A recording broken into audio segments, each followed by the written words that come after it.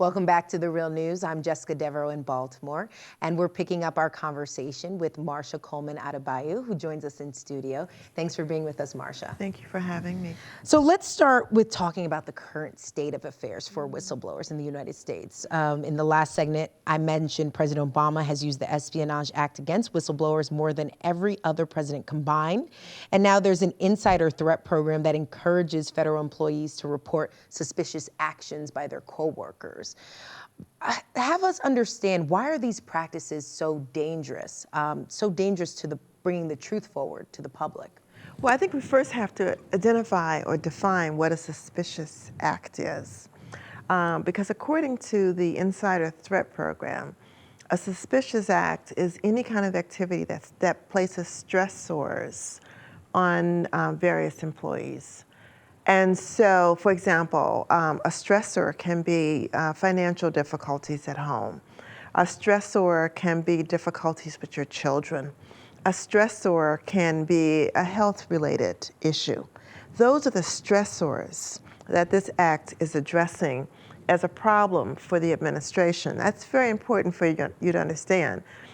So, for example, if an employee goes to lunch with a colleague and she's bemoaning the fact that her 15-year-old son is giving her a lot of problems, that's a stressor. That's a problem.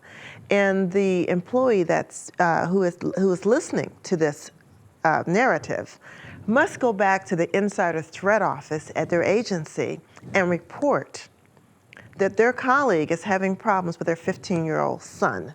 Or if you find out that one of your colleagues is having trouble paying their mortgage, that is a stressor that must be reported. And if you don't report it, there are all kinds of penalties, including being fired from your job. So essentially what this act has done is to take a chapter out of the Stasi, out of East Germany, in which you basically turn colleagues against each other. Basically, they're rewarded for snitching on each other. So you break up any possibility of community inside the organization, any possibility of collegiate relationships inside of the organization. And you basically have everyone looking over their shoulders, trying to determine whether or not someone is going to snitch on them, whether that narrative is truthful or not. So you can imagine how this kind of executive order can be abused.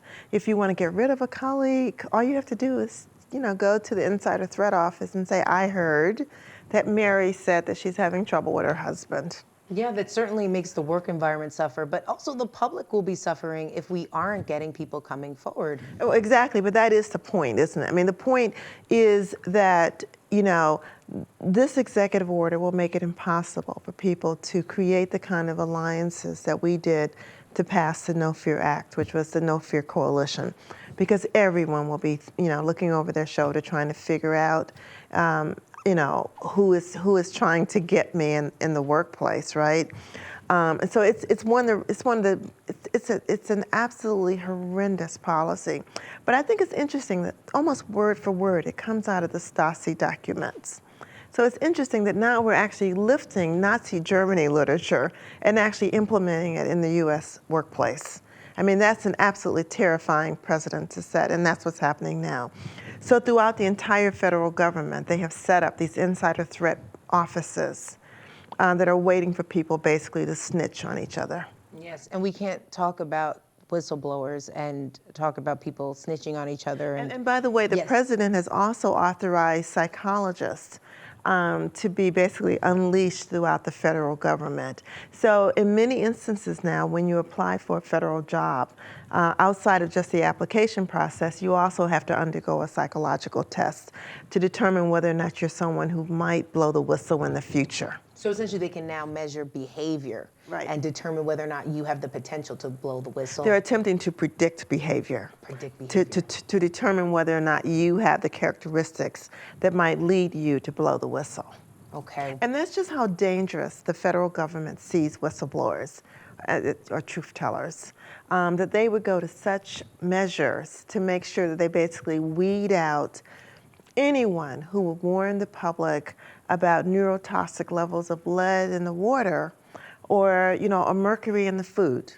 They want to make sure that people like me do not work for the federal government. Do you have a sincere fear that people like you won't come forward? I mean, we hear the case of Edward Snowden, Right. Chelsea Manning, Right. all these people really, the Obama administration has really gone after their jugular, really. Right. Do you have a fear that we're going to see fewer and fewer people come forward? I would think so. I mean, I would, it's always difficult when people call me and ask me whether or not they should blow the whistle, because there's a side of me that would like to encourage them to blow the whistle and to be true to their own sense of who they are and to sort of the God in themselves. On the other hand, I know the kind of journey that I'm setting people off on when I tell them to blow the whistle or encourage them to blow the whistle. And most people, quite frankly, cannot tolerate that journey, either because of financial issues or just psychologically, the kind of pressure that it takes, that you're under when you make the decision to blow the whistle. So I would assume that most people would be discouraged from blowing the whistle. But what I think is really interesting is that despite all of this, you still have Manning coming forward. You still have Edward Snowden stepping forward. And I think that that's what should give all of us so much hope that, even when the worst punches are thrown at our generation or at the younger generation, people are just not deterred from telling the truth. That has really, I'm sure the people in the Aspen Institute and other places are up all night trying to figure out what does it take to get people to stop telling the truth. And I think it's primarily because there's an innate quality in human beings that seeks goodness, that really does seek the truth. And in order to squash that, you almost have to level human society. So I think despite their efforts, they still have not been able to stop people from believing that human society has got to be better than what it is right now. Okay, I'm going to ask you about the counter argument to all of this, because you often hear that the likes of Edward Snowden, and I'm sure Chelsea Manning, of course, would be put in this category. These are people that should have gone and used the proper channels that were put in place to express their grievances. I mean, you clearly went through many channels and still weren't able to get the truth out there. So what do you say to those people who look at whistleblowers and those who leak information as being unpatriotic? Well, I think if you look at what happened with Edward Snowden and with Chelsea Manning, it seems to me that they both tried to inform people in the chain that something was terribly wrong. And they received the perfunctory, don't worry about it, that doesn't concern your pay grade. Why don't you sort of busy yourself, decorating your office or whatever they were told, right? So I think both of them actually did try to go through some channels. We know, I think, that it was Snowden or Manning tried to contact the Washington Post and the New York Times, and both, just like I did, and we both just told that these were not stories of interest for those media, right? Mm-hmm. So that's one thing. I think the other issue is for people to understand that the system is irretrievably broken. The system is irretrievably broken. And so once in the federal government in particular, if you let them know that you have information, not that you've even blown the whistle, but that you have information of interest, your life at that point is a living hell. You don't have to blow the whistle. All you have to say is, for some reason, these figures aren't adding up, and I don't quite understand why. You don't understand what you've done, but the people in power understand what you've just said. And at that point, your performance ratings start to drop. They start to make an example of you. So what people, I think, perhaps don't understand is how corrupt the system is. That this is not a system that's available to truth, and that if you try to commit truth within the context of that system, the only thing that happens is that you're crushed. So this is not a system that one can tweak. This is a system that operates on behalf of corporations.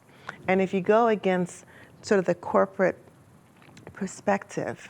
I think they first try to get you out of the corporation or the government, and then if you don't leave at that point, all the forces of the government are used to crush you. Okay, Marsha, let's switch gears a little bit and talk about your book, No Fear, A Whistleblower's Triumph Over Corruption and Retaliation at the EPA. It's actually being turned into a movie. Our good friend of The Real News, Danny Glover, he bought the rights to the book, and you guys are working on a script together, is that right? Right, well, we've been working for a while on the script, and we're now on the second script, and we're hoping very much. I'm one of the producers, by the way. I have to be transparent about that. And so we're hoping to make this work. It is a huge effort to go from a book to the big screen, but I'm confident that we're going to be able to make this work.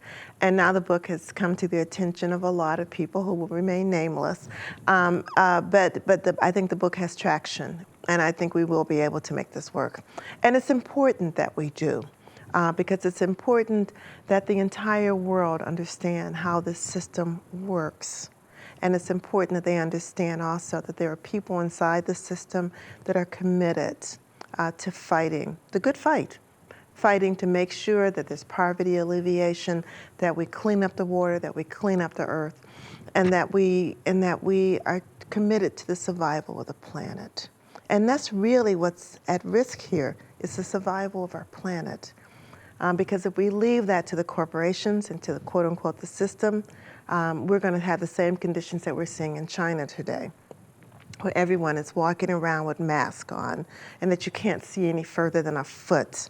And so it's going to be up to people both inside and outside of the government to make a commitment that we are going to protect the planet upon which our livelihoods and our lives depend, and that we're going to have to fight corporations and governments that are at odds with that goal. Marsha Coleman-Adebayo, thank you so much for joining us in studio. Thank you so much for having me. And thank you for joining us on The Real News Network.